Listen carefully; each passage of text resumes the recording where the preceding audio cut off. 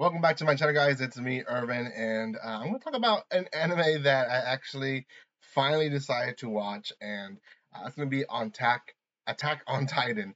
Um, Before anything, guys, if you have not done so by now, make sure you subscribe. We are trying to reach the next level, 4,800 subscribers. So I do appreciate those who have been following me here. Also following me on TikTok. You guys can find me in all social medias in the description below.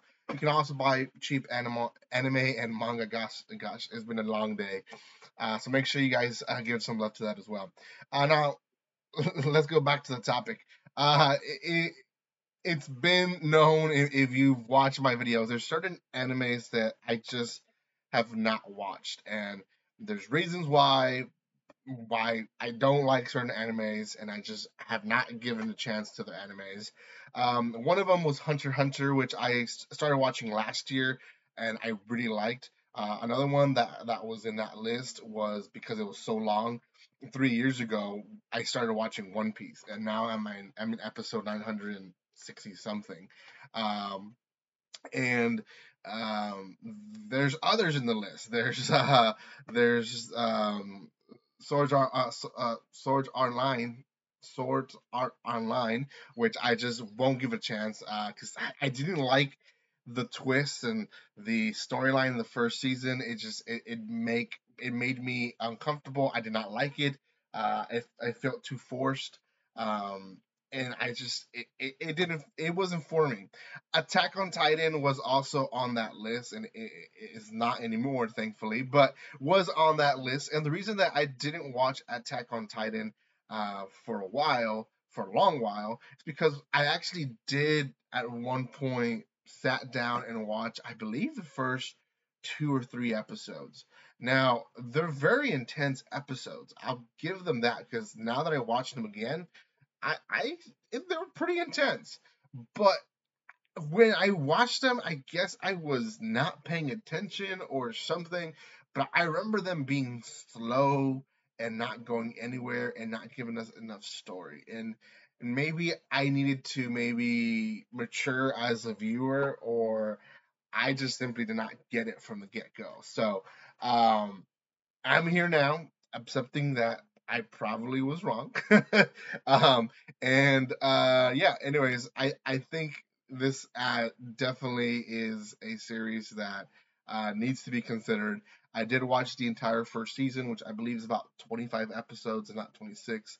I'll give you the right number in just a second, but it was a series that actually kept me wanting to go back to the next episode. It was 25 episodes, so it did have moments where it could have been a little bit, more move faster, I guess. But it still, in itself, was a great series. Um, I do understand why my beliefs of it being slow went into it, because there is a lot of scenes that were just kind of slow. They're adding to the story, they're adding to the world, they're building up to it, and I think any good anime still needs those in the storyline, because you're adding to this unknown world to the viewer, and it gives them more understanding why things happen in the anime. So, and the story itself, I'll go very briefly on it, and then I'll talk about my thoughts on the first season. It follows the life of Eren Yeager, and Mikasa is basically she loves him, but they kind of treat each other like brother and sister. And then there's Armin, who is one of their friends from youth, very smart guy.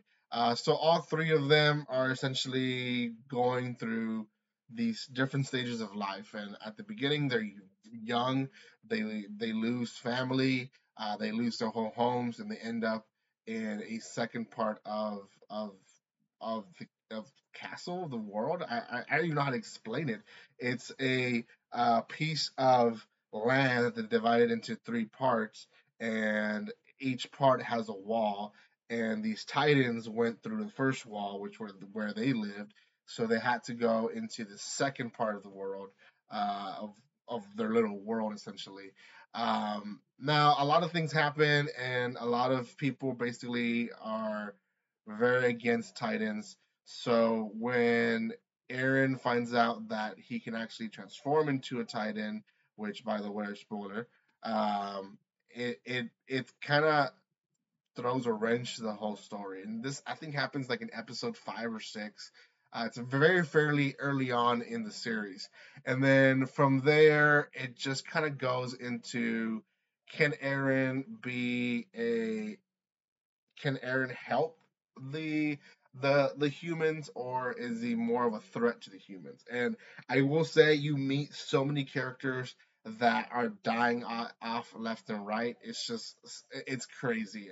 It almost there's times that I would watch it and I'm like, even if it's even worth it to try to fall in love with this character, because are they gonna die in the future? And some of them did. So there is one character now. I won't spoil this part. There is one character, or I guess I can say Titan, who is intelligent and is essentially hurting them. There are actually several, because in the beginning there's this huge titan that has muscles that seemed to know what he was doing, as well as an armor one. So there's two of them at least that are a threat, but they only show up twice in the entire series.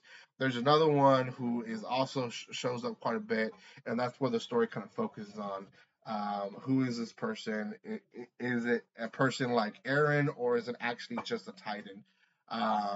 And it's very interesting. Very interesting how it all ends up concluding to in episode 25. And it almost feels like it's left on an episode that could have continued even more further, and they just stopped it. They just decided to say, okay, this is the end for now.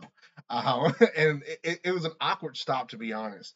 And that, in a nutshell, is the first season. I won't give too much of all the details because it is one of those suspenseful series that if you say too much, it kind of ruins the whole thing. So, if you watched it, then you probably understood what I was saying. If you haven't watched it, then I probably didn't spoil too much from the story. Um, I knew some of this stuff going in. Like I knew Aaron at one point was going to become a Titan, because Attack on Titan has been a huge anime to the world, and I think that was another thing that kind of fed into why I didn't want to watch it.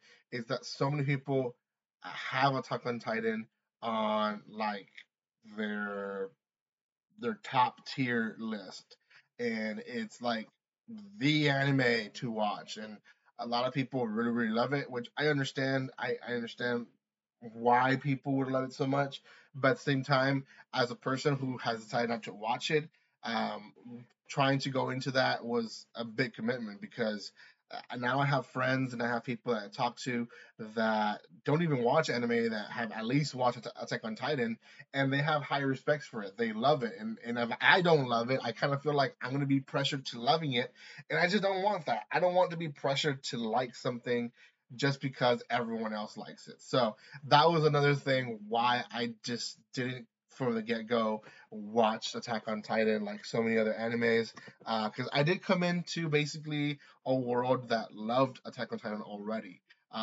It was already out by the time I went back to watching and watching a bunch of anime. So, anyways, I think in a nutshell, this series, like I said, moved slow in parts, but it was necessary.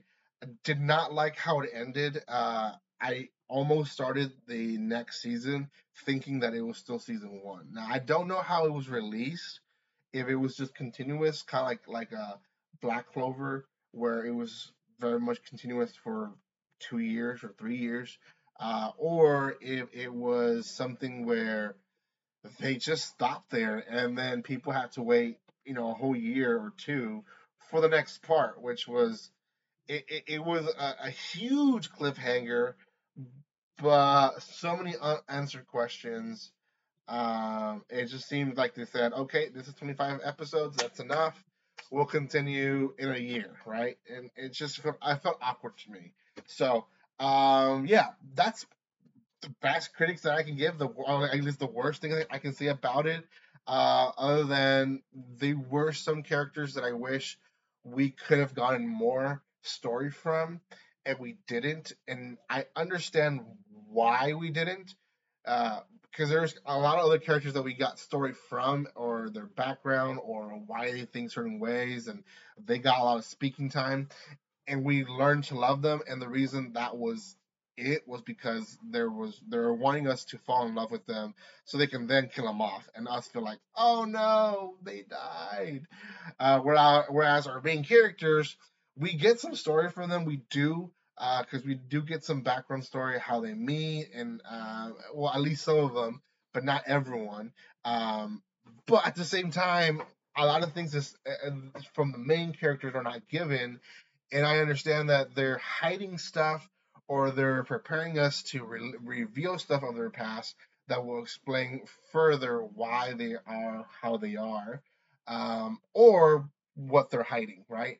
So that's probably what I think is happening with these characters, but it felt like the main characters didn't get the spotlight when it came to their actual stories as much as others. So, yeah, out of 10, I think this one deserves a 7.5 out of 10. I don't think it's there in my 8 tier.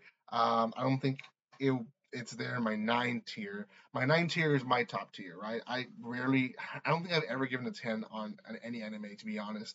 Um, but could be 8 tier, maybe possibly 9. A lot of people are saying, "Oh, you gotta wait for the second and third and fourth season. They're a lot better." Blah blah blah. So we'll see. You probably see me reviewing season 2 in a month or maybe in a few weeks. I don't know. Thank you guys so much for watching this. If you haven't done so by now, make sure you subscribe to my channel. Give some love by commenting, liking, and sharing. And guys, I'll see you guys next time. Like always, don't be strangers. Where's my stop button? Here you go. Bye.